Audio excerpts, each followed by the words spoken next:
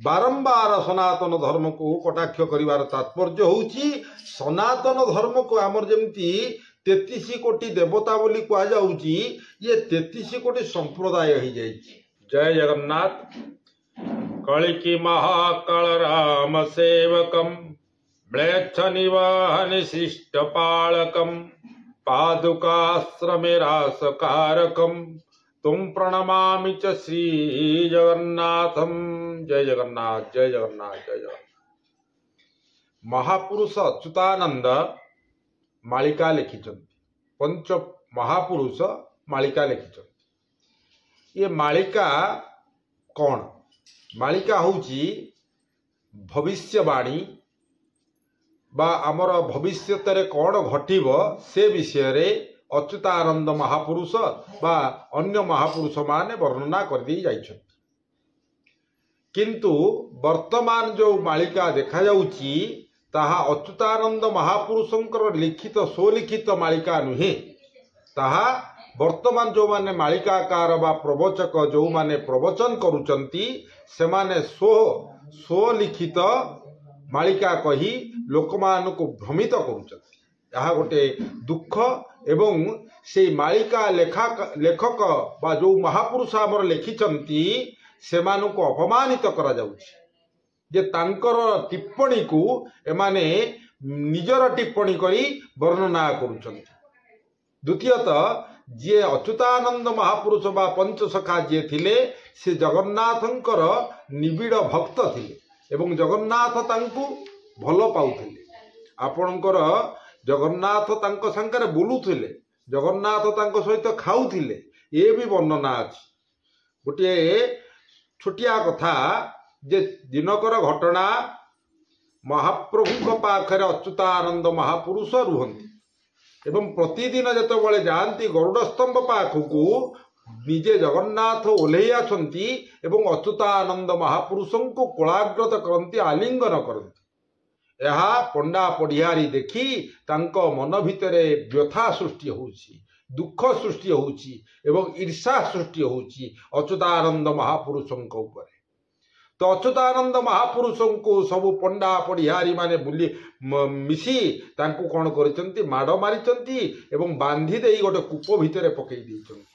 जेतबेले कूप भितरे पकई देइसंती जगन्नाथ महाप्रभु जानुचंती जे मो भक्त को ये जो पंडा माने केते जंत्रणा दउचंती एवं महाराज को स्वप्नादेश हिचंती कूप भितरु अच्युतानंद महापुरुष को निर्गत करा जाउची एवं अच्युतानंद महापुरुष जेतबेले बाहरुचंती, बाहरी सारला परे जगन्नाथ को कहउचंती आउ ये धामरे तो धामरे आउ मु रहिबिनी, मु पळेई ना। अच्छा जदि पळेइब तमे गोटे काम कर ना, कौन ना अंग रे पिंधिथिबा माळ, जगन्नाथ जो स्व अंग रे पिंधिथिबा माळटी अच्युतानंद महापुरुष को दउचंती, कहउचंती ने माळ, ये माळटी ने ना, ये माळटी नहीं करिबी कौन ना, ये फूलटी को पकई पकई जाउथुबु, जोठी सरीजीव सेठी तू विराजमान हो। तू ये धामरे आउ न रहिबा किछि आवश्यकता नाही, तू जा सेठी जा। तो महापुरुष कौन करचंती से माळटी को नौचंती, गोटिए गोटिए फूल पकई पकई जाउचंती। गला पर आपण जो देखुचंती वर्तमान सालेपुर ठू भांगी गले जो नेमाळ आसुची सेठी से नेमाळ माळ परिपूर्ण हो जाउची एवं सेठी अच्युतानंद महापुरुष बसी जाउचंती, तांकर गादी जोठी अछि। तो अच्युतानंद महापुरुष महान साधु थिले, संत थिले। से जो जगाटी आप देखुंत से माने मुसलमान मानकर जगह थिला एवं सेटा गोटे कबर जगह थिला, मशाणी थिला। तो सेठी महापुरुष बसुचंती एवं मुसलमान बहुत तांको तंत्र प्रयोग करिछि, तांको बहुत आघात देइछि, एमिति कि खाद्य रे गोमांस मिसाई देइछि, ताको भी महापुरुष कौन करिसंती महाप्रसाद रे परिणत कर देइछंती। एवं परवर्ती मुहूर्त रे से महापुरुषों को गुरु बोली मानिछि एवं से जागा भी महापुरुषों को देई देइछि एवं महापुरुषों को गुरु बोली मानिछि। एवं जगन्नाथ जेतबेले माळटी देले कहले देखे मु प्रति वर्ष मोर जन्मदिन दिन तोर से दिन तिरोधान हब एवं सेई दिन नेमाळ बा स्नान पूर्णिमा होइथिब मु तोर धाम को निश्चय जीवे। आपण देखिबे सेई जो स्नान पूर्णिमा दिन प्रबल वर्षा हुए एवं से दिन नेमाल गोटे सुगंधित बास्ना आसे जे कि कारण जगन्नाथ महाप्रभु से स्थान को आसती जमी हेले वर्षा हम से तेणुक अद्यावधि भी सी रीतिनीति चली आसी एवं मुसलमान मान घर एबे भी तांको पाखरे पहली भोग सेठू आसिकिना होता है। ये है महापुरुषंकर कथा एवं महापुरुष थिले सारलांकर साधक सारला मां को पचारि से आगत भविष्यत कथा माटी तले कौन अच्छी तार कथा एवं आपणकर जो रोग व्याधि कथा रोग कौ पत्र कौ डाल कौ चेर कौ फल खाइले से रोग दूर हो से भलिया कथा ये सब वर्णना करी मालिकारे जाइछंती एवं से मालिका एबे भी महिमा गादी जोटी काली मातांकर घर महिमा गादी रे स्थगित ही रही सेठू किछि मालिकाकार माने चोर माने मालिकाकार नुहंती तो से चोर गुड़ाक से माने कौन करिसंती ना किछि मालिका सेठू चोरी करी नहीं आसिछंती आनी जे मालिका लेखिले धर जगन्नाथ दास हुंतु कि आमर महापुरुष अच्युतानंद महापुरुष हुंतु कि जशवंत दास हुंतु कि बलराम दास हुंतु एमाने मालिका लेखिले आंकु केबे डॉक्टरी मिलिनी कि किछि मिलिनी किंतु आजिकालिका पुलाई खंडे अछंती कौन ना मालिकार पीएचडी करछि ताकु डॉक्टरी से पाइछि एवं पुरस्कृत होइछि मालिका पीएचडी डॉक्टर से जदि पीएचडी डॉक्टर तमे अच्युतानंद महापुरुष पाई करिछ कोन तमे जगन्नाथ दासंक पाई करिछ कोन अभी एबे भी सातलहड़ी मठ जराजीर्ण अवस्था रे पड़िछि एबे भी आपणकर बड़ ओडिया मठ बिक्री हो जाउछि हां तेणुक अनेक मालिका स्थान बा महापुरुषंकर स्थान अच्छी जोटा कि जराजीर्ण अवस्था रे पड़ी मठ मंदिर सब बर्तमान जराजीर्ण अवस्था रे पड़ी तमें जो मालिकाकार गुड़ाक तमें खाली मालिका टीवी रे कही रॉयल्टी पाइबा बा टीआरपी बढ़ाइबा छड़ा आउ किछि करूछ कि महापुरुषों पाई किछि करून ताले तमें कौन केमती पीएचडी पाइल डॉक्टरी पाइल मिछ कथा गुड़ाक भांडामी कथा गुड़ाक टीवी रे कही आ जेते भंड सब गोटे चैनल अच्छी केवल से भंड मानकर सृष्टि करवा हूँ तार काम भंड सृष्टि कर भगवान सृष्टि कर दिन सी भंड भगवान धरा होना थाना पशि पुलिस नहीं चौद्वार पुरई ये कार्यक्रम तेणुक आमर कहवा कथा तुम जेते चैनल वाला अच्छ आम सनातन धर्म को केबे हेले कटाक्ष करने चिंता कर ना एबे गोटे खंडगिरी गोटे भंडटे छोट छुआटा ताकू कलकी भगवान करी ताकू खंडा धरई ता पादरे तुलसी चढ़ौछि हाँ तुलसी चढ़ौछि धरा हला एबे आउरी अनेक पाखंडी किए गोटे क्षीर ढाळुछि किए तुलसी माला पकईकिना बुलुछि किए कहूछि मु बलरामंकर अंश किए कहूछि मु शिव अंश किए कहूछि मु विष्णु मु कलकी मु अमक मु समक इत्यादि इत्यादि चलैछंती तो ये जो गुड़ाक चलैछंती प्रकृत रे माने कोन भगवान ना एमाने भगवान नुहंती एमाने सनातन धर्म गोटे सरल विश्वासी लोक सब सरल विश्वासी तांको जे जहाँ कहले आ गोटे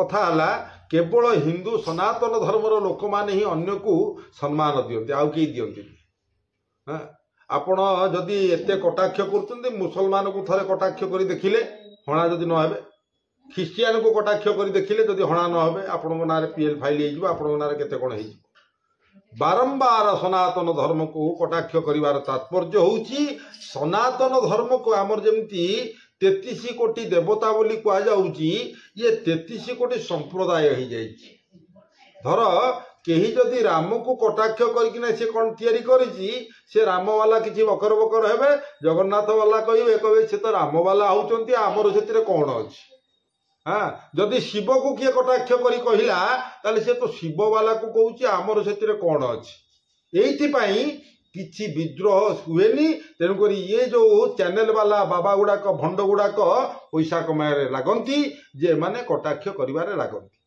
संप्रदाय करिवारे लागंती तेणुक प्रकृत कथा होची जे जे मालिका लेखिचंती तांकु केबे हेले पीएचडी मिलिनी कि डॉक्टरी मिलिनी किंतु से तांको जीवन रे केबे हेले फुलहार पिंधि नांती कि श्रीमद हेई नांती परमहंस हेई नांती सरस्वती हेई नांती कि कोनोसी पद पद पद पदवी मर्यादा से खोजी नांती से सब बेले निजको वर्णना करिसंती अधम मूढ़ पामर जराजीर्ण ମାନେ ଦିନହୀନ ଅକିଞ୍ଚନ ସେ ସବୁବେଳେ କହିଛନ୍ତି। ତାଙ୍କର ଯେଉଁ ଲେଖା ଅଛି ସବୁ ସେ ଲେଖାର ଶେଷରେ ସେ ଲେଖିଛନ୍ତି ମୁଁ ଅକିଞ୍ଚନ, ମୁଁ ମୂଢ଼, ମୁଁ ଅଧମ, ମୁଁ ପାମର, ଏସବୁ ଲିଖିତ କରିଛନ୍ତି। କିନ୍ତୁ ବର୍ତ୍ତମାନ ଯେଉଁ କବି ଆଉ ପ୍ରବଚକ ପଣ୍ଡିତ ଏଗୁଡ଼ା ସବୁ ବାହାରିଛନ୍ତି, ବାବା ଭଣ୍ଡ ଏଗୁଡ଼ା ସବୁ ଲେଖିଛନ୍ତି ପରମହଂସ, ସରସ୍ୱତୀ, ଅମକ ଶ୍ରୀମଦ, ଇଏ ସବୁ ତାଙ୍କ ଆଗରେ ନ ରହିଲେ ସେ ବାବାଙ୍କର ପଦମର୍ଯ୍ୟାଦା ରହିବ ନାହିଁ। ତେଣୁକରି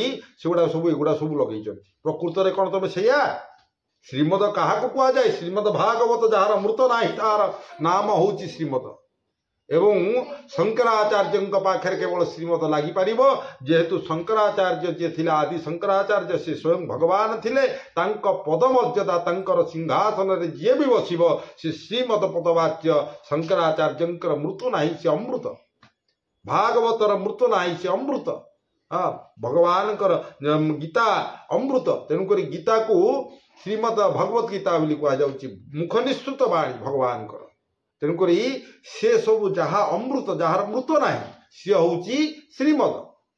ଯିଏ ମରିବ, ତମେ ପଚା ସଢ଼ା ଶରୀର, ଗନ୍ଧଯୁକ୍ତ ଶରୀର, ତମେ ମଲେ ପଚିବ, ତମ ସାଇଟରେ କେମିତି ଶ୍ରୀମଦ ଲଗାଉଛ? ଶ୍ରୀମଦ କିଏ? ଯିଏ ଲକ୍ଷ୍ମୀ ରମଣ, ତାଙ୍କର ନାଁ ହେଉଛି ଶ୍ରୀମଦ। ଲକ୍ଷ୍ମୀକୁ ଯିଏ ରମଣ କରନ୍ତି ସେ ଶ୍ରୀମଦ। ତମେ ତ ମରିବ, ସଢ଼ିବ, ମଳମୂତ୍ର ତ୍ୟାଗ କରୁଛ, ତମେ କେମିତି ଶ୍ରୀମଦ ହେଲ? ତମେ କେମିତି ପରମହଂସ ହେଲ? ପରମହଂସ କିଏ? ନା ମୁଁ ଏଇଠି ବସିକିନା ମୁଁ ଜାଣୁଛି ଆମେରିକାରେ କ'ଣ ହେଉଛି, ଲଣ୍ଡନରେ କ'ଣ ହେଉଛି, କଲିକତାରେ କ'ଣ ହେଉଛି, ହାଇଦ୍ରାବାଦରେ କ'ଣ ହେଉଛି, ଏସବୁ କଥାକୁ ମୁଁ ଯଦି ଜାଣିପାରିଲି ତାହେଲେ ମୁଁ ପରମହଂସ। ସରସ୍ୱତୀ, ଯଦି ମୁଁ ସମସ୍ତ ବେଦ ବେଦାନ୍ତ ଉପନିଷଦ ସମସ୍ତ ଜ୍ଞାନକୁ ନିଜ ଭିତରେ ପୁରେଇଛି ବା ମୁଁ ସେ ତାର କୋଶ୍ଚିନ୍ର ଆନ୍ସର ଦେଇପାରିଲି ତାହେଲେ ମୁଁ ଶ୍ରୀମତୀ, ସେ ସରସ୍ୱତୀ। ତମେ କ'ଣ ଦେଇପାରିବ? ନା ତମେ କହିପାରିବ? ତାହେଲେ ତମେ କେମିତି ଶ୍ରୀମଦ ହେଲ, ପରମହଂସ ହେଲ, ସେ ଇତ୍ୟାଦି ଇତ୍ୟାଦି ପଦ ପଦବୀ ମର୍ଯ୍ୟାଦାରେ କେମିତି ରହୁଛ? ଏଗୁଡ଼ା ସବୁ ମିଥ୍ୟା କଥା। ତେଣୁକରି ସନାତନ ଧର୍ମକୁ ବର୍ତ୍ତମାନ କ'ଣ କରିଛନ୍ତି ନା ମିଥ୍ୟା ସନାତନ ଧର୍ମ ପ୍ରଚାର ପ୍ରସାର ଚାଲିଛି। ଅନେକ ବାବା ମୋତେ ମାରିଦେବା ପାଇଁ ବି ଧମକ ଦେଇଛନ୍ତି। ଅନେକ ଏଇ 4-5 ଦିନ ତଳେ ଜଣେକ ବାବା ତାର ଲୋକ ଦ୍ୱାରା ମୋତେ ଧମକ ଚମକ ଦେଇଛି ଯେ କଥା ହେଉଛି ଯେ ଆମେ ଯାହା କରୁ ଆମକୁ ତମେ କିଛି କୁହନି। କାହିଁକି ତମେ ଯାହା କରିବ? କ'ଣ କେଉଁଠି ପଡ଼ିଛି? ତମେ ଶାସ୍ତ୍ରୋକ୍ତ ମତରେ କରୁନ? ତମେ ଯାହା ନାହିଁ ତାହା କରି ପକେଇବ। ଯେମିତି ଏକା ନାହିଁ ସେମିତିକା ମୂର୍ତ୍ତି କହିପାରିବ। ତମେ ଯାହାକୁ ନାହିଁ ତାକୁ ଭଗବାନ କରିଦେବ। ଇଏ କ'ଣ? ତେଣୁକରି ଏ ଯେଉଁ ଭଣ୍ଡ ଭଗବାନ ସୃଷ୍ଟି କରାଯାଉଛି ଆମେ ୟାର ବିରୁଦ୍ଧ। ଏବଂ ଆମ ଶାସ୍ତ୍ରୋକ୍ତ ମତ, ଆମର ଗଣେଶ, ନାରାୟଣ, ରୁଦ୍ର, ଅମ୍ବିକା, ଭାସ୍କର ଏଇ ଟ୍ରାକରେ ଯିବାକୁ ପଡ଼ିବ ତମକୁ। ୟାଠୁ ବିଚ୍ୟୁତ ହେଇକିନା ତମେ ଅଲଗା ଟ୍ରାକରେ ଗଲା ମାନେ ଆମେ ବିରୋଧ କରିବୁ। ୟାଠୁ ଅଲଗା ଟ୍ରାକରେ ଯାଅ। ତେଣୁକରି ମାଳିକା ଯେଉଁ ମିଛ କଥା କହୁଛ, କଟକ ଡୁବିଯିବ, ସିଏ ଅମକ ଜାଗାରେ ମାଡ଼ଗୋଳ, ଏମିତି 12 ମସିହାରୁ ଜନୈକ ବାବା କହିଛନ୍ତି 12 ମସିହାରୁ କଳି ସରିଯିବ। 12 ମସିହାରେ 12 ଗଲା, ଆସିକିନା 24 ହେଲାଣି, କାହିଁ ସରୁନି? ଏଇ ଯେଉଁ ଭଣ୍ଡ ବାବା ଗୁଡ଼ାକ ଅଛନ୍ତି ଆଙ୍କୁ ସିଧାସଳଖ ଭିତରେ କରିଦେବା ଦରକାର। ପ୍ରଶାସନ ସ୍ତରରେ ବା ସରକାର ଏମାନଙ୍କ ଅଙ୍କୁଶ ଲଗେଇବା ଦରକାର। ଏମାନଙ୍କଠୁ ରୟାଲିଟି ତମେ ଯଦି ସମସ୍ତଙ୍କୁ ଟିକସ ନେଉଛ, GST ନେଉଛ, ଇତ୍ୟାଦି ଇତ୍ୟାଦି ନେଉଛ, ତମେ ଗୋଟେ ବାବାକୁ ହିସାବ କଲ ତାର କେତେ ଟଙ୍କାର ସେ ଅଧିକାରୀ? ସିଏ ତ ବାବା ହେଇଛି, ଘର ଛାଡ଼ିଛି, ସିଏ କେମିତି ଏତେ ଟଙ୍କାର ଅଧିକାରୀ ହେଇଗଲା? ତାଠୁ ତମେ GST ନେଉଛ, ରୟାଲିଟି ନେଉଛ। ଆମେ ଖଟିଖିଆ ମଜୁରିଆ ଆମେ ସବୁ କ'ଣ କରିବୁ? ରୟାଲିଟି ଦେବୁ, ଟିକସ ଦେବୁ, ସେଲ୍ ଟ୍ୟାକ୍ସ ଫାଇଲ୍ କରିବୁ, ଇତ୍ୟାଦି ଇତ୍ୟାଦି। ସେମାନେ କାହିଁ କରିବେନି? ସେମାନେ ବି କରନ୍ତୁ। ତେଣୁକରି ସରକାରଙ୍କୁ ଆମର ଏତିକି ଅନୁରୋଧ, ଆପଣ এই ଯେଉଁ ମାଳିକା କହୁଛନ୍ତି, ମିଛ କଥା କହୁଛନ୍ତି, ସନାତନ ଧର୍ମରେ, ଧର୍ମ ନାମରେ ଯେଉଁ କଳଙ୍କିତ ଧାରା ଏମାନେ ସୃଷ୍ଟି କରୁଛନ୍ତି, ସନାତନକୁ ମିଥ୍ୟା ବୋଲି ପ୍ରଚାର ପ୍ରସାର କରୁଛନ୍ତି ଏବଂ ସନାତନ ମହାପୁରୁଷଙ୍କୁ ଅପମାନିତ କରୁଛନ୍ତି, ଲାଞ୍ଛିତ କରୁଛନ୍ତି, ଯାହା ସେ ଲେଖି ନାହାନ୍ତି ଏମାନେ ସେଟାକୁ କହୁଛନ୍ତି। ସେଥିପାଇଁ ଆମେ ତୀବ୍ର ନିନ୍ଦା କରୁଛୁ, ତୀବ୍ର ବିରୋଧ କରୁଛୁ। ୟା ପ୍ରତି ଦୃଢ଼ ପଦକ୍ଷେପ ସରକାର ନିଅନ୍ତୁ ବୋଲି ଆମେ ଅନୁରୋଧ କରୁଛୁ। ଜୟ ଜଗନ୍ନାଥ।